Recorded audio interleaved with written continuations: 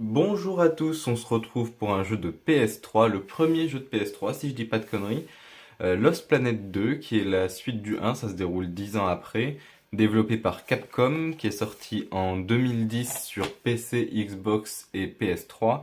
Donc là c'est la version PS3, interdit aux moins de 16 ans, violence avec du online, 1 à 2 joueurs sur le même écran, donc en écran scindé. On est quand même sur un petit 4 Go minimum. DualShock 3 compatible, HD 720p. De ce que je m'en souviens, puisque c'est un jeu que j'ai fini, c'est essentiellement de la campagne. En fait, tu peux jouer en multijoueur, mais ça reste de la campagne. On a un magnifique livret, chose qui n'existe quasiment plus maintenant, mais qui est incroyable, je trouve. Un livret qui est décoré, qui est en noir et blanc, mais qui est très sombre. Euh, alors c'est très cool qu'il soit décoré, par contre c'est souvent pas le cas. Euh, et ceux qui sortent, c'est de moins en moins le cas. Là, il est assez sympa, on peut aussi prendre des notes, il y a tout qui est expliqué. Voilà, seul petit défaut, c'est qu'il est très foncé, donc les illustrations sont assez peu visibles. Ça, c'est un peu dommage.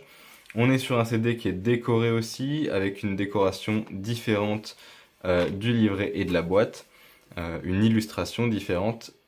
Hop, j'arrive pas, je vais faire n'importe quoi. Et j'arrive pas à le sortir non plus, bah comme ça. Hop,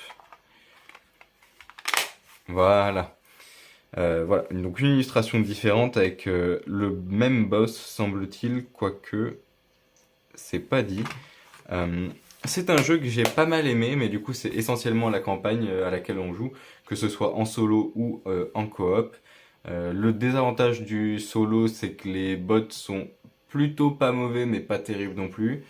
Euh, l'autre gros désavantage, c'est la difficulté, dans le sens où j'ai fini le jeu en normal et en difficile, je crois, à l'excepté d'un boss dans les deux cas, le deuxième boss seulement, ou le premier boss peut-être même, mais il me semble que c'est le deuxième, euh, que je n'arrive pas à passer hormis en facile.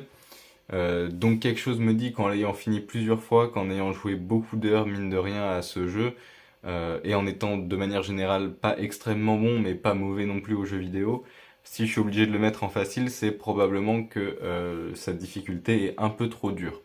Après, il y a ce fameux problème du coup des joueurs bots, donc des ordinateurs qui sont pas terribles. Donc si ils sont adaptés au fait que ce soit le deuxième boss et que le deuxième boss est plus difficile à battre que les autres, bah ils crèvent plus facilement, ils prennent plus facilement des gros dégâts, enfin ils servent à moins de choses quoi. Donc ça rend ce boss assez compliqué. Le jeu en lui-même est assez sympa, les contrôles sont particuliers, il faut s'y habituer quand même. C'est pas les contrôles classiques qu'on a sur un FPS d'habitude, puisque là on est sur une vue FPS, sur un jeu d'action, mais où on fait quand même du tir. Euh, Ce serait du first mob shooter peut-être, quelque chose comme ça. C'est que du PvE quasiment, enfin c'est que du PvE puisque c'est que contre des bots, mais il y a aussi des êtres humanoïdes dans le lot. Euh, on sait pas trop d'ailleurs si c'est des humains ou autre chose. Ils le disent jamais. Si on veut lire un peu ce qu'il y a derrière, il y a marqué: Une guerre totale a violemment réveillé un sombre monde de glace et de neige, en n'épargnant aucun endroit de la surface de la planète. EDN-3 est déchiré entre les factions humaines rivales qui s'affrontent et les écrasantes forces aliens qui veulent dominer. Donc c'est effectivement des humains. Donc vous vous battez contre des humains et contre des mobs, mais uniquement des bots. Et du coup on est sur EDN-3, donc on n'est pas sur Terre du tout. Voilà, c'est un jeu que je vous recommanderais parce qu'il coûte pas très cher, parce que vous pouvez jouer en solo comme en multi à la campagne, donc ça reste assez sympa. Celui-ci, il n'y a plus l'étiquette, mais j'ai dû le payer il y a quelques années à peut-être 4 euros, quelque chose comme ça. 4 ou 6 euros. Donc je pense que c'est un jeu qui vaut ce prix-là si vous supporterez de repasser sur PS3. Moi, c'est quelque chose que je fais assez bien pour la simple et bonne raison que j'ai acheté une PS4 et que j'y ai jamais joué. C'est ma petite sœur qui l'a. Donc je m'en suis jamais servi et j'ai jamais joué sur la PS5 non plus.